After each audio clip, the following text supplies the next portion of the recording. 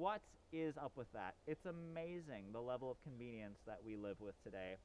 Um, so yeah, I am embracing all of the features and benefits and the comforts of modern life, right? And I think you should too. What's the point in fighting it? What's the point in living life on hard mode, right? Just go ahead and enjoy it. All these tools, these conveniences are coming out, and you'd be stupid not to want them. Granted, there are certain things where you should not cut corners. You know what I mean? Like, you need to put the work in if you're working out, if you want to build muscle, right? You need to put the work in if you're trying to learn something so that you build your brain muscle, right? So you can't really outsource that stuff, right? You can't really plug the AI into your brain yet. Yet. Soon.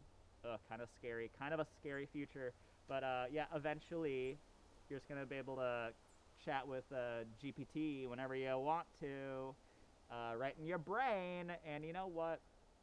That stuff kind of freaks me out just a little bit. Just a little bit. Because, you know, the stuff in my brain kind of freaks me out sometimes. And what needs to see that, right? Nothing. Nothing, right? I'm disturbed enough by my own thoughts that, like, why would I want them to be accessible on the internet?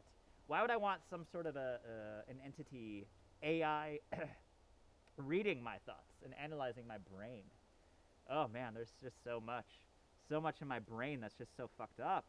Like, there's no way I could ever allow that type of security breach into my own mental state, right? You gotta lock that shit down. You gotta lock your brain down, right? You can't be putting wires in there. You can't be putting chips in there, right? This is the fortress. This is the fortress. You know, start plugging things into it, and suddenly you've got you've got a potential vector for attack. Suddenly you can get hacked. Oh no!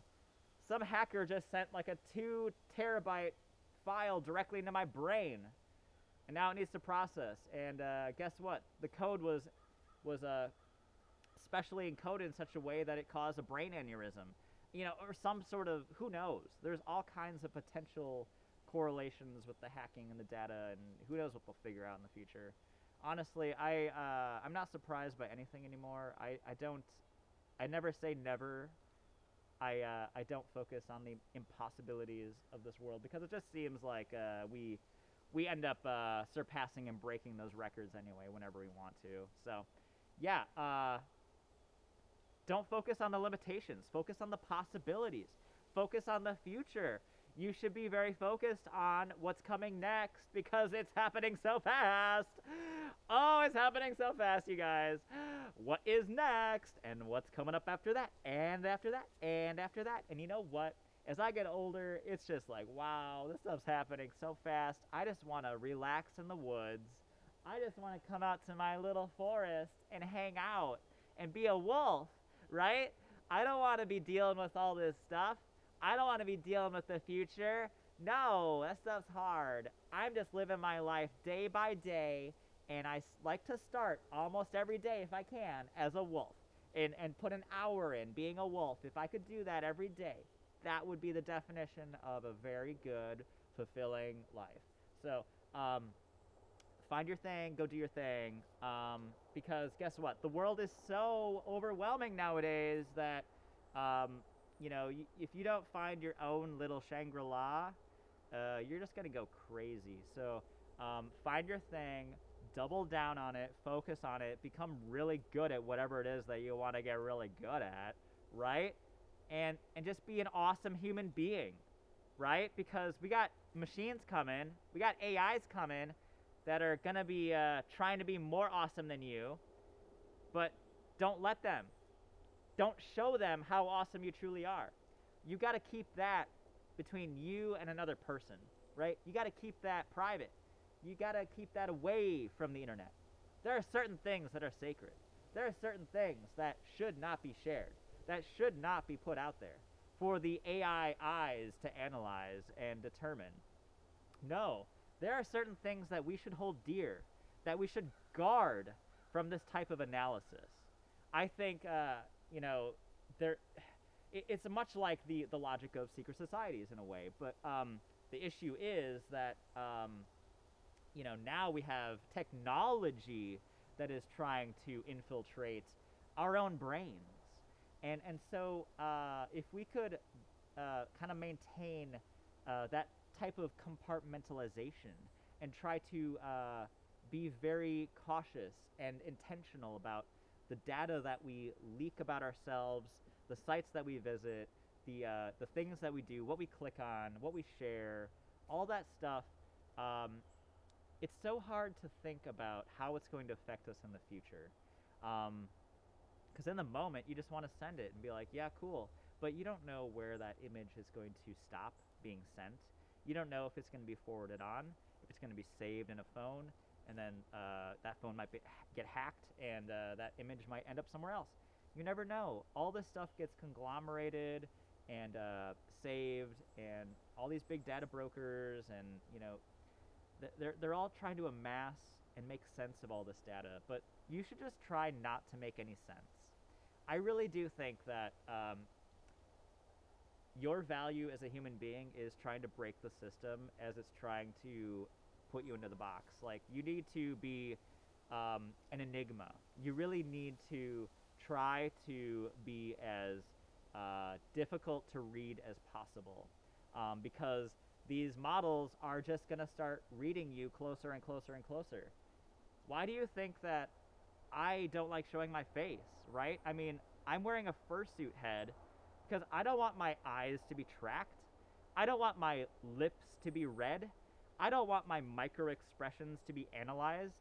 I don't need any of that stuff happening. I feel safer behind this fursuit head, right? And I really do think that going forward, like, furry is going to become like more of a trend. Like, it already is true, but like I really do think that the cyberpunky futuristic thing really meshes very well with furry, because of the need for privacy in this brave new world that we're moving into. Necessitates the adoption of a character, of a fursona. I really do think that having a fursona is like a layer of protection on the internet. If you can develop a persona that works for you, that you can feel safe behind, you can learn through, then you try to separate your normal identity from your internet identity, and you can feel more free to delve into other subjects and learn things that might not be associated with your actual identity, right? You got to be careful because these data brokers are always trying to connect things together. But I really do think you should try to be mysterious. You should really try to be difficult for these companies to get a grasp on, because that's the struggle, right? It's so easy just to kowtow to it and just bend over and take it, But you should try to be as mysterious as possible for as long as possible, right? I think that's almost like a fun game.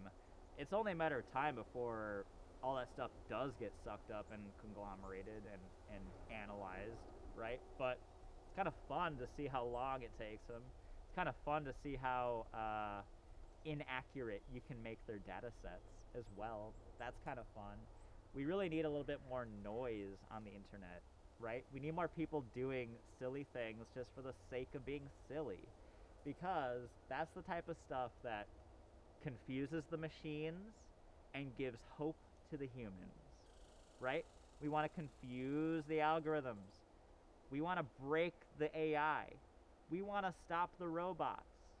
And we want to bring hope and energy and focus and love and inspiration to our human friends, right? These are the people that we care about. These are the people that have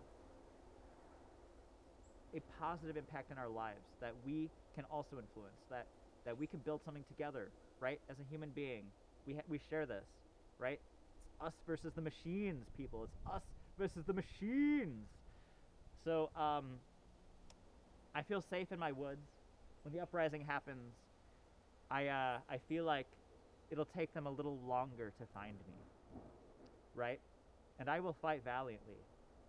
And I just want this video to stand as a showcase of who I was before the robot armies swept the earth.